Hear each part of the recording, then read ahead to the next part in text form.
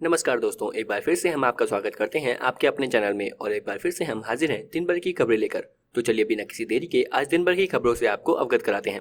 गृह मंत्रालय ने लॉकडाउन 2.0 के मद्देनजर छूट की सीमाओं में विस्तार किया है। नई गाइडलाइन के मुताबिक अब घरों में रह रहे वरिष्ठ नागरिकों की सेवा में लगे अटेंडेंट को काम करने की छूट दी गई है।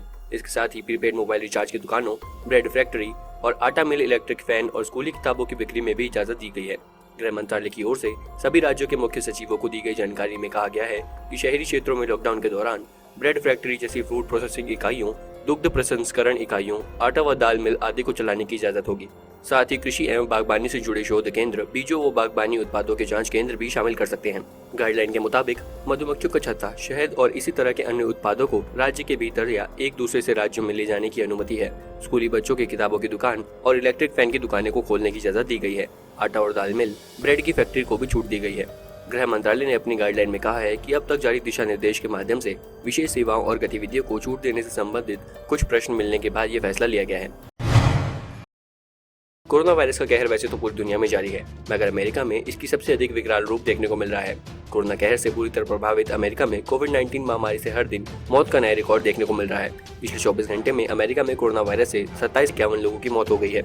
अमेरिका समय अनुसार मंगलवार को जॉन हॉपकिंस यूनिवर्सिटी ने इसकी सूचना दी। जॉन हॉपकिंस यूनिवर्सिटी के आंकड़ों के मुताबिक अमेरिका में कोविड-19 महामारी के अब तक 8 लाख कन्फर्म केस सामने आ चुके हैं। वहीं 44,845 लोग अपनी जान गंवा चुके हैं। बताया जा रहा है कि करीब 40,000 नए कोरोना केस सोमवार और मंगलवार के बीच एक समय दर्ज किए गए। वैश्विक महामारी कोरोना वायरस का प्रकोप बढ़ता ही जा रहा है। अब तक विश्व के अधिकतर देशों में इस महामारी ने 1,77,000 से अधिक लोगों की मौत हो गई है तथा 25.29 लाख से अधिक लोग संक्रमित हो चुके हैं। कोरोना वायरस की बीमारी तेजी से पांव पसारती जा रही है। इस महामारी को देखते हुए सरकार ने देश में 25 मार्च से ही लॉकडाउन लागू किया है, जो 3 मई तक जारी रहेगा। बस, रेल और परिवहन के अन्य साधनों के पहिए पर पूरी तरह से ब्रेक लगा हुआ है। इसके बावजूद बीमारों की संख्या लगातार बढ़ती जा रही है। राष्ट्रीय राजधानी दिल्ली से सटा नोएडा उत्तर प्रदेश में कोरोना का हॉटस्पॉट बना हुआ है। अब गौतम बुद्ध नगर के जिलाधिकारी सुहास एलवाई ने नोएडा दिल्ली बॉर्डर को पूरी तरह से सील करने का आदेश दिया है।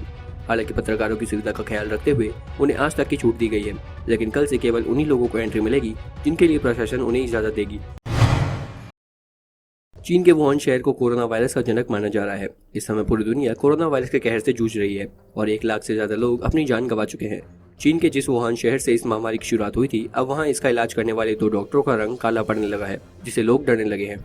बता दें कि दोनों डॉक्टर चीन में कोरोना से पीड़ित मरीजों का इलाज करते करते खुद संक्रमण का शिकार हो गए।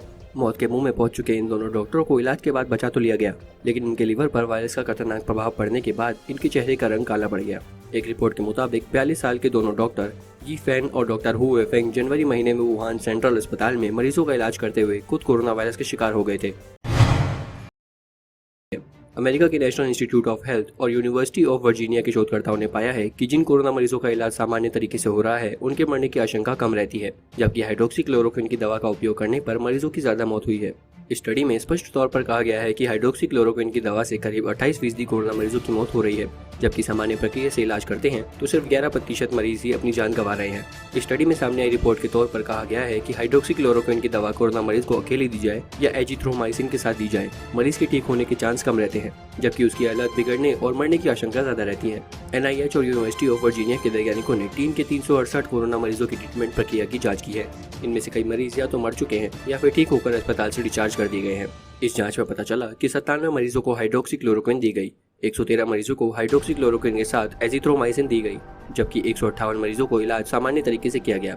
उन्हें हाइड्रोक्सीक्लोरोक्विन की दवा नहीं दी गई। जिन 97 मरीजों को हाइड्रोक्सीक्लोरोक्विन की दवा दी गई थी, उसमें से 27.8% मरीजों की मौत हो गई। जिन 113 मरीजों को हाइड्रोक्सीक्लोरोक्विन की दवा के साथ एजिथ्रोमाइसिन की दवा दी गई थी, उसमें से 22.1% मरीजों की मौत हो गई। जबकि उन 158 मरीजों की बात करें तो जिन्हें हाइड्रोक्सीक्लोरोक्विन की दवा नहीं दी गई, उसमें सिर्फ 11.4% मरीज ही मारे गए। कोरोना वायरस से जुड़ी ऐसी ही और भी कई खबरें सबसे पहले पाने के लिए जुड़े रहे हमारे साथ। सब्सक्राइब करें हमारा चैनल ऐसी ही लेटेस्ट और इंटरेस्टिंग खबरों के लिए।